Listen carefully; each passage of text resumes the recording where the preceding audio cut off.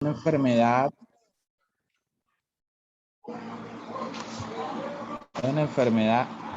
metabólica que se caracteriza por, digamos que por la dificultad para absorber la glucosa por parte de las células del cuerpo debido a una alteración en el funcionamiento de la insulina. Y cuando yo hablo de alteración, puede ser un déficit en su producción por parte del páncreas o un estado de resistencia a la insulina. ¿Ok? ¿Sí? Entonces, fíjense, para que nuestro cuerpo pueda funcionar, acuérdense que el metabolismo de nuestro cuerpo es aeróbico. Utilizamos el oxígeno para transformar a la glucosa en energía, ¿verdad? El principal sustrato o nutriente que nosotros utilizamos para generar energía, porque es menos dañino para nuestro cuerpo, es la glucosa. ¿Cómo lo hacemos? Gracias a la insulina. Digamos que la insulina es como un vehículo. Vamos a ver aquí. Fíjense, esto, vamos a suponer que esto es una célula de cualquier cuerpo, de cualquier tejido. Entonces esa célula necesita absorber la glucosa. ¿Cómo la va a absorber? Gracias a la insulina. La insulina va a formar una especie de puente, porque esa insulina se va a unir a un receptor que está en la membrana de esa célula, y gracias a que la insulina se une a ese receptor, esa insulina forma como una especie de puente o canal que permite que la glucosa pase al interior de la célula para que se inicie el metabolismo de la glucosa para producir energía, ciclo de Krebs, glucólisis y todo ese tipo de cosas. ¿Ok? Eso es lo normal. ¿Qué es lo que ocurre en el diabético? En el diabético, ahí es donde viene la clasificación de la diabetes. La diabetes puede ser de dos tipos, principalmente. No, hay muchos tipos, pero las principales son tipo 1 y tipo 2. La diabetes tipo 1, anteriormente llamado insulino dependiente, ya no se llama así. Hoy en día se llama insulino requiriente. ¿Ok? Anteriormente se llama insulino dependiente, hoy en día se llama insulino requiriente. ¿Ok? Porque ahora la diabetes se clasifica en si requiere o no insulina. Entonces, los tipo 1 son insulino requirientes. Los tipo 1 no se produce insulina por parte del páncreas. El páncreas de esa persona no está produciendo insulina. Esta es la diabetes que aparece en los jóvenes, ¿ok? Y su principal complicación es la cetoacidosis metabólica, ¿ok? Perdón, cetoacidosis diabética, ¿ok?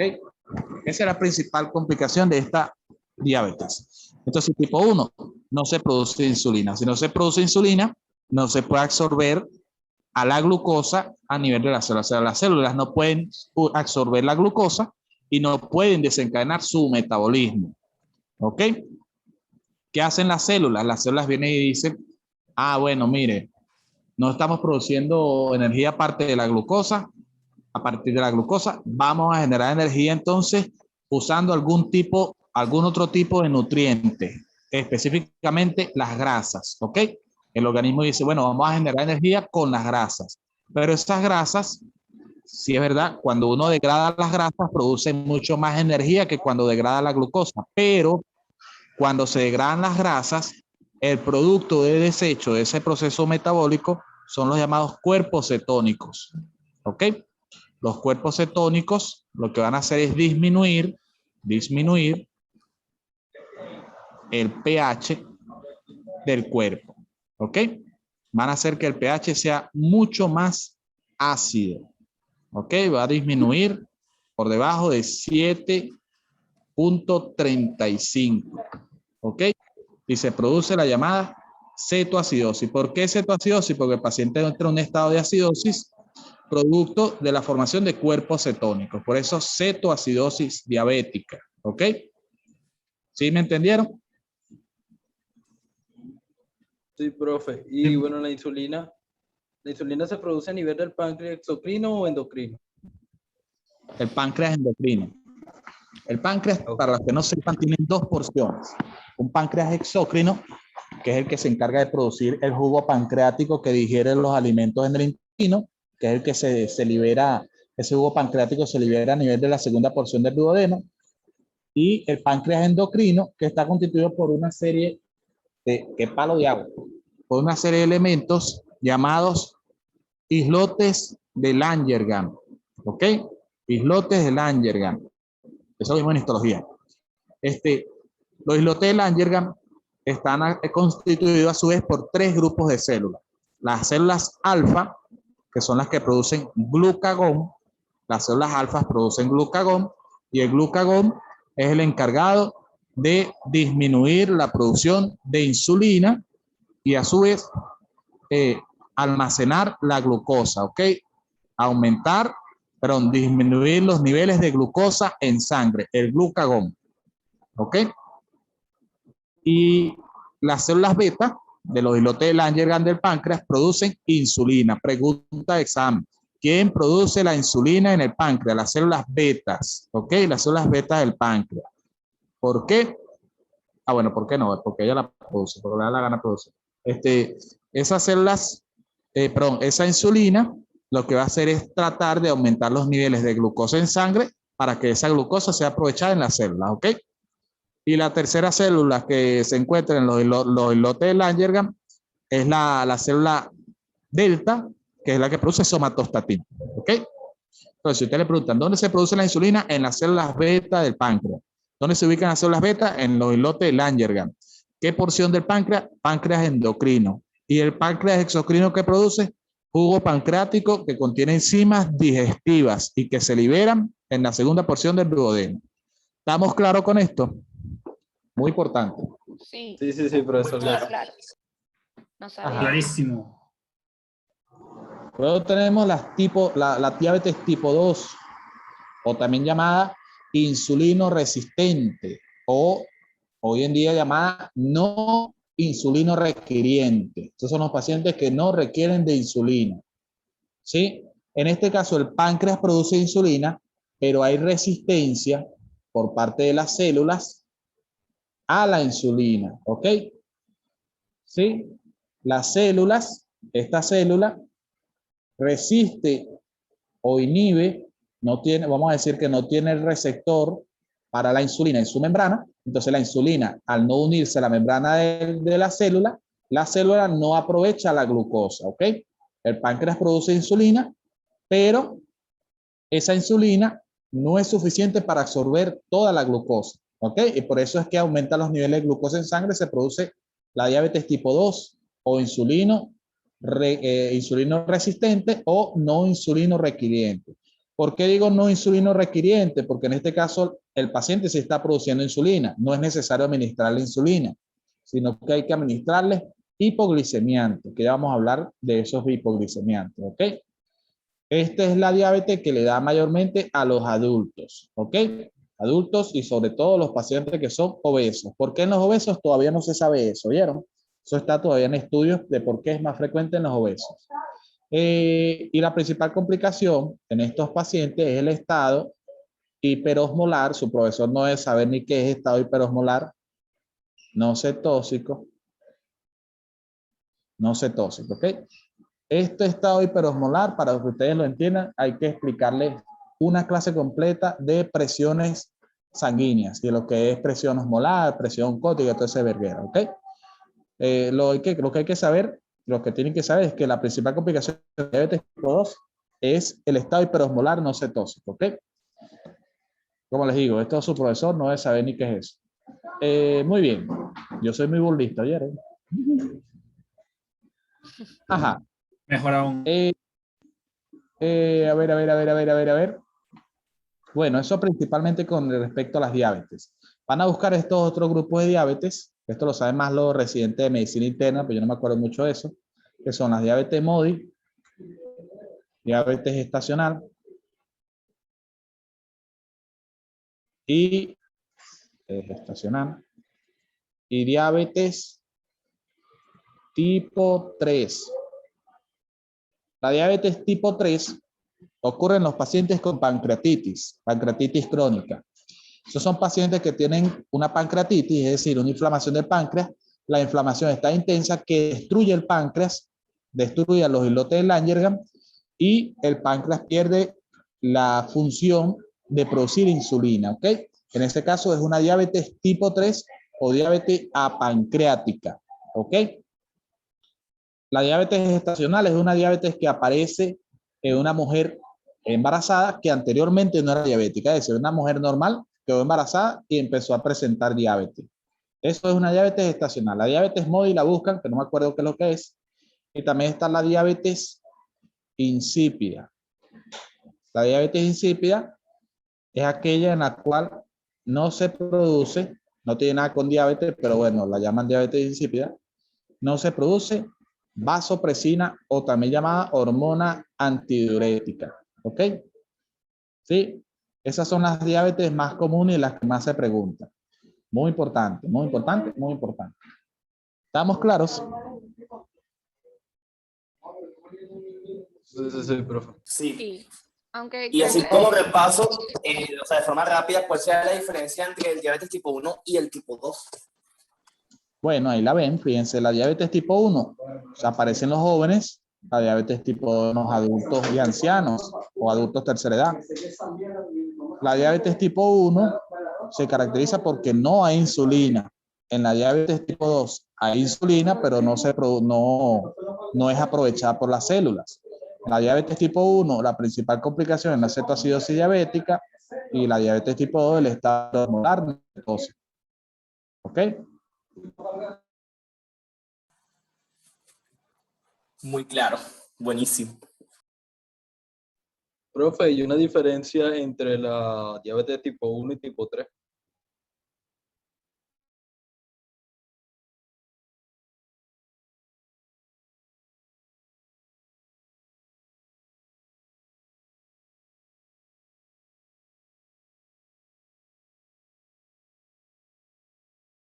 A la diabetes tipo 3 hay...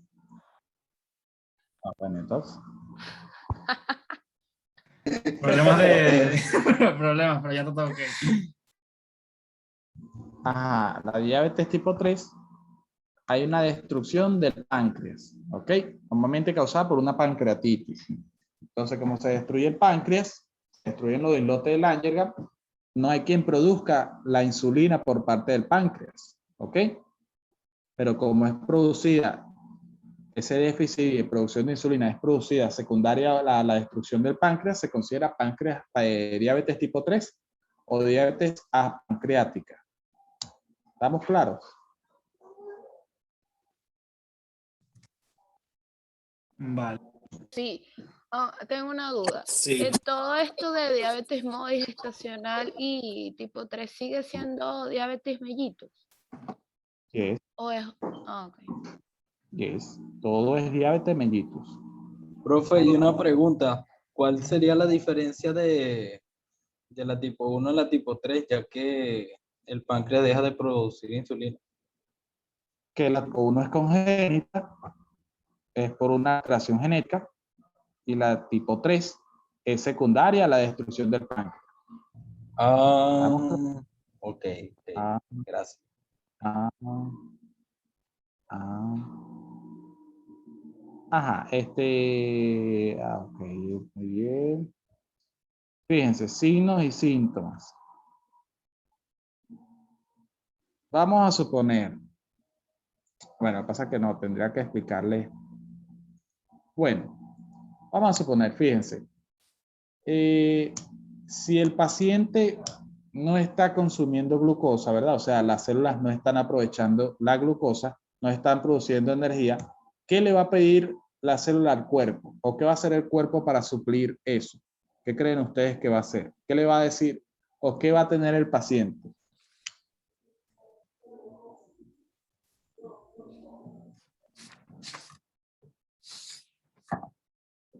Si yo no estoy produciendo insulina, si yo no estoy produciendo energía porque no estoy aprovechando la glucosa, ¿qué creen ustedes que va a hacer el cuerpo? ¿Qué va a decir el cuerpo? ¿Qué me falta? Energía Ajá, ¿y cómo lo obtengo? con cafeína, glucosa. Con la glucosa. Glucosa. ¿Cómo hago yo para que entre? O sea, ¿qué va a decir el cuerpo? Ah, mira, no estoy produciendo energía, no estoy aprovechando la glucosa. ¿Qué está pasando? Me está faltando glucosa. ¿Qué tengo que hacer? Pues administrar glucosa o comer cosas dulces, ¿no? Polifagia, exactamente. El paciente le va a dar hambre. El paciente con diabetes anda como loco, buscando qué comer. ¿Por qué? Porque el cuerpo no está produciendo energía y está diciendo, no, si no estoy produciendo energía, quiere decir que no tengo glucosa. Tengo que consumir glucosa. Y la persona quiere comer, le da hambre. Eso se llama polifagia. ¿Ok? Lo segundo, fíjense. Ustedes vieron, bueno, esto es el liceo, pero fíjense. Hay una presión en el cuerpo que es la presión osmótica, que mantiene de ambos lados de una membrana celular la misma cantidad de soluto, es decir, de líquido, y solvente, ¿ok? Es decir, mantiene la misma cantidad de elementos sólidos y líquido en una parte de la membrana y en otra parte de la membrana, ¿verdad? Esa es la función de la presión osmótica. Cuando en una parte de la membrana, vamos a suponer, esta es la célula, y aquí está el vaso sanguíneo, ¿verdad? Aquí hay solvente y soluto, y aquí hay solventes y solutos, ¿verdad? Tiene que ser la misma cantidad, ¿ok? De solvente y soluto aquí, y la misma cantidad de solvente y soluto a este nivel, para mantener la presión osmótica en ambas zonas. Cuando hay un paciente diabético, la glucosa, que es considerado un elemento forme, o sea, un elemento sólido, es decir, un solvente, empieza a acumularse en la sangre. Y la presión osmótica de la sangre va a comenzar a disminuir. ¿Ok? ¿Sí? ¿Qué hace el cuerpo? Bueno, el líquido que está ubicado aquí dentro de la célula empieza a salirse hacia el vaso sanguíneo. ¿Para qué? Para regular la presión osmótica. ¿Ok? Sí, eso es lo que llamamos difusión. Eso es más de fisiología, pero bueno, para que se entienda. Entonces, todo el líquido que está dentro de la célula pasa al vaso sanguíneo, ¿ok? Y aumenta la cantidad de sangre que hay en el cuerpo. Esa cantidad de sangre viaja al riñón, y entonces el riñón dice, uy, mira, tengo mucho líquido en el espacio vascular, voy a empezar a filtrarlo. Y empieza a filtrar el riñón y a producir mucha orina. ¿Qué creen ustedes que va a tener el paciente? ¿Ganas de orinar? Ajá, por ahí va, está tibio. Poliuria. Poliuria. Es decir, el paciente va a orinar y orinar y orinar. ¿Ok? Va a tener polaquiuria, es la palabra. No, pero poliuria. Poliuria es que el paciente orina bastante, ¿ok? Orina muchas cantidades, orina muy frecuente, pero muchas cantidades. Esa es la diferencia con la polaquiuria. La polaquiuria con Q es el paciente que orina muchas veces, pero orina pequeñas cantidades. El paciente diabético tiene poliuria, ¿ok? Y a su vez, como el paciente está orina, y la célula está perdiendo líquido, ¿verdad? Porque la célula está otorgando líquido al espacio vascular para mantener la presión osmótica, la célula se va a deshidratar. ¿Y qué va a hacer el organismo para compensar eso? Si la célula está deshidratada, ¿qué va a hacer el organismo? ¿Qué va a hacer la persona? Beber agua. Beber agua, le va a dar mucha sed, ¿ok? Polidixia. Y esa es la clínica de un paciente diabético. Las 3P, polifagia, poliuria, polidixia. ¿Ok? ¿Se entendió? Profesor, ¿podría repetir las 3P? ¿Cómo? ¿Podría repetir las 3P? Polifagia, polidipsia y poliuria. Vale, vale, vale. Ah, ¿me entendieron? Sí. Sí, sí. O sea, mucha hambre, muchas veces que orina y mucha sed. Ajá. Muy bien. Pero, profe, y en caso de que haya una enfermedad renal, ¿ese líquido se almacenaría en el cuerpo? Claro, cuando hay una enfermedad renal, como el paciente no está orinando y si no lo dializan, va a presentar edema en miembros inferiores, edema en el hígado, edema en el vaso, ascitis. Siempre un paciente renal, independientemente si no sea diabético o no, va a acumular líquido en miembros inferiores, en el hígado, en el vaso, porque obviamente no lo está excretando. ¿Estamos claros? Ah, sí, sí, sí. Y eso se agravaría cuando hay diabetes, ¿cierto? Exacto. Vale, vale, gracias. Ajá, ¿alguna otra pregunta? ¿Siempre son esos mismos tres o pueden haber alguno que otro más? No, siempre son esos tres. Ok. Siempre son esos tres. Pueden haber síntomas añadidos, que si mareo, vértigo, cefalea, aumento de la presión arterial, cansancio, malestar general, pero principalmente son esos tres. Esos son los tres pilares. Ustedes le van a preguntar al paciente siempre, ¿le da mucha hambre? Ah, bueno, sí, normal. ¿Está orinando mucho? Sí, doctora, cada rato. Ajá, ¿y le da mucha sed? Sí, estoy bebe que debe ser. Ah, bueno, hay que hacer una glicemia, a ver si es diabético. ¿Ok? Vale, vale. También, o sea, se dice que por lo menos son reactivos con las emociones, ¿no? O sea, son como bipolares. ¿Eso también es verdad? No, eso no tiene nada que ver. Ah, Eso es Profe, cosa. otra pregunta, ¿no tiene nada que ver el, el índice de masa corporal no regula o baja el peso del paciente que tiene diabetes? Una cosita, los pacientes diabéticos normalmente pierden peso, ¿vieron? Eso puede ser otro síntoma frecuente. Los pacientes diabéticos pierden peso.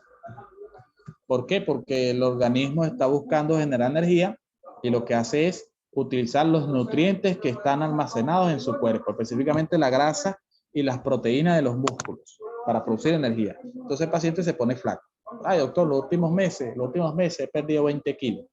Ah, puede ser diabético. ¿Ok? Ok.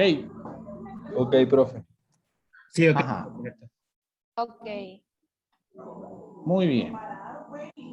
¿Cómo es el diagnóstico de la diabetes? El diagnóstico de la diabetes es por interrogatorio. La diabetes tiene un componente hereditario. Ocurre lo mismo que la hipertensión. Si usted le pregunta al paciente y el paciente le dice, bueno, mi papá era diabético, hay probabilidades de que ese paciente sea diabético. ¿Ok? Hay probabilidades, no quiere decir que sea diabético, sí que sí. ¿Ok? Ajá. El examen físico. El examen físico realmente la diabetes nos va a arrojar muy pocos datos, va a ser muy difícil. O sea, siempre es útil, el examen físico es útil, igual que el interrogatorio, pero nos va a dejar muy pocos datos en el diagnóstico de la enfermedad. Lo que sí nos va a servir son los estudios de laboratorio. Laboratorios. ¿Cuáles son esos estudios de laboratorio? Fíjense. De rutina, usted le tiene que mandar al paciente una hematología para evaluar que los síntomas que tienen no son por anemia, un examen de orina para evaluar que no esté perdiendo proteínas ni glucosa. Hay veces que la orina, el paciente presenta glucosuria. ¿Qué es glucosuria? Presencia de glucosa, presencia de glucosa en la orina, ¿ok? Glucosuria, presencia de glucosa en la orina. Eso también lo podemos ver en los diabéticos, sobre todo los diabéticos no compensados. ¿Qué le vamos a pedir al paciente? Una glicemia en ayunas, que tiene que ser, se dice que lo normal es de 70 a 110, ¿ok? Si el paciente tiene de 110 a 125, el paciente es un paciente prediabético. O mejor dicho, esto ya no se llama prediabético, esto se llama intolerante a la glucosa. ¿Ok? Ajá. Y si el paciente tiene de 125 a 200, el paciente es diabético. ¿Ok? Sí, sí, sí, sí, sí, sí, sí. Sí, sí, sí. Recontra sí. Ajá. Sí. ¿Qué más pedimos? Pedimos glicemia postprandial. Es el paciente que se le hace una glicemia 30 minutos después de comer. O si no me equivoco, 30 minutos no, 2 horas después de comer. ¿Cuál es lo normal? De 120 a 200 de glucosa. Si el paciente tiene más de 200, ya va, que tengo un error aquí. Tengo un error. Esto lo buscan, ¿oyeron? De todas maneras, porque no estoy seguro. O sea, son cosas que hace tiempo que no veo. Como yo estoy en cirugía, no se ve mucho.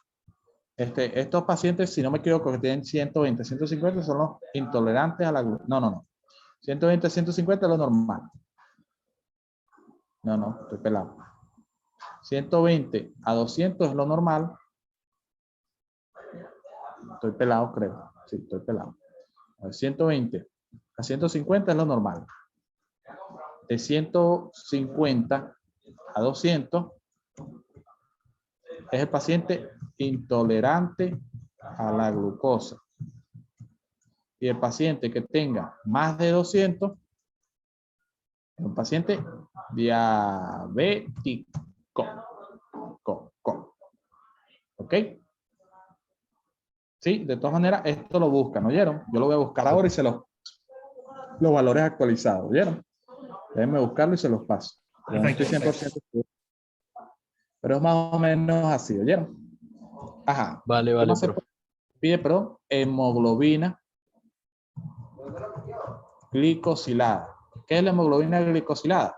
Fíjense, hay veces que, o hay veces no, siempre cuando hay mucha glucosa en la sangre, esa glucosa se adhiere a la hemoglobina, ¿ok? Y se forma hemoglobina glicosilada. En pocas palabras, hemoglobina azucarada. Pero se llama así, ¿oyeron? No vayan a decir hemoglobina azucarada, sino hemoglobina glicosilada. Entonces uno puede realizar hemoglobina glicosilada para evaluar cómo el paciente se ha controlado o cómo ha sido la alimentación del paciente en los últimos 3 meses. La hemoglobina glicosilada se expresa en porcentaje. Lo normal es de menos, esto igual hay que buscarlo, menos del 60%. Si está del 6%, perdón, si está del 6 al 7%, intolerante a la glucosa. Y ya de 7 a 8%, si no me equivoco, es un diabético controlado. Si tiene más de 8%, más de 8 de hemoglobina glicosilada, el paciente es un diabético no controlado. ¿Ok? ¿Estamos claros? Sí, pero eso de intolerante a la glucosa, o sea, no entiendo eso bien así. Intolerante a la glucosa es lo que llamaban antes prediabético. Es un paciente que está teniendo problemas para absorber la glucosa y que está a un paso de ser diabético. ¿Ok? Ok. Ajá. ¿Alguna otra pregunta? Esa prediabetes puede ser, o sea, que uno retorne a estar normal. ¿Cómo? O es más propenso o sea, cuando dicen que es intolerante a la glucosa, que usted dice que es prediabético, ¿uno puede retornar o es más propenso a ser diabético? No, puede retornar. Puede retornar con dieta y un buen tratamiento, regresa al estado normal. Pero si no se controla, pasa de intolerante a la glucosa a diabetes. ¿Ok? Ok. Muy bien, muy bien, muy bien. Estos son los estudios principales. Los demás estudios se hacen más que todo para evaluar el estado del paciente. ¿Ok? Ajá, ajá. Muy bien. Y nos queda ver entonces el tratamiento.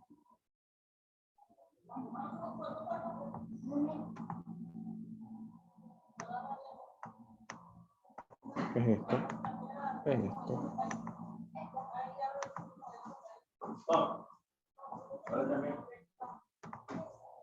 No sé cómo se borra esto así genial. No se puede. Así no se puede. Bueno, ¿qué importa? Ajá, estrellita, ¿dónde está? Fíjense, el tratamiento es muy extenso, pero bueno, en la diabetes se pueden usar. En la diabetes tipo 1, que son los pacientes insulino requirientes, porque acuérdense que no están produciendo insulina, se administra insulina, ¿ok? La insulina puede ser de acción rápida, que es la insulina cristalina, la más usada. De acción rápida no, de acción corta, que es la cristalina, insulina cristalina, es la más usada. De acción ultra corta, que no me acuerdo cuáles son las que están aquí, la buscan. De acción larga y de acción ultra larga, ¿ok? Esas son las insulinas. Eso se usa en pacientes diabéticos tipo 1, se usa un esquema, pero bueno, ese esquema, eso se ve en quinto año, ¿vieron? Eso es materia de quinto o sexto año. Si el profesor les pregunta eso, quiere rasparlos porque lo rasparon cuando era estudiante y está traumatizado, ¿vieron? Creo que eso es evidente. Diabetes tipo 2, se usan los llamados hipoglicemiantes. Aquí les voy a nombrar, pues esto es un grupo muy extenso, pero les voy a nombrar los más comunes, que son las glicasidas, donde incluimos a la glibenclamida, que es la más usada, y las, si no me equivoco, sulfamidas. De todas maneras lo buscan. Y ahí se encuentra la metformina, ¿ok? Sí, esos son los dos más usados. Acuérdense, el diabético tipo 2 está produciendo insulina, pero esa insulina no se aprovecha por parte de las células porque las células están siendo resistentes a ella, ¿verdad? ¿Qué hacemos nosotros? Usamos hipoglicemiantes, que son fármacos que van a ayudar a disminuir la glicemia o la glucosa en sangre, permitiéndole a la célula que aproveche esa glucosa, ¿ok? O sea, esos fármacos van a ayudar a la célula que aproveche esa glucosa y la degrade y la transforme en energía, ¿ok? Esa es la función de los hipoglicemiantes. ¿Estamos claros como el agua? Sí. Yes. Bueno, me duele la cabeza. Ustedes llegan a salir mal en la prueba. Ay, mamá. ¿Qué fe nos tiene? Después de este esfuerzo que estoy haciendo, ustedes llegan a salir mal. El peo que les voy a formar. Y si nos hacen preguntas que usted dice que no debería ser injusto, ¿se imagina? Se quejan. Ay, Se quejan. tengo En la miedo. vida es fácil quejarse. Siempre hay que quejarse. Muy importante. Complicaciones de la diabetes. En la diabetes tiene complicaciones crónicas, donde incluimos a pie diabético, retinopatía diabética. Esto cada uno tiene su descripción, su ERGAC, su tratamiento. Por eso le digo que la diabetes es larga. Pie diabético, retinopatía diabética, nefropatía diabética,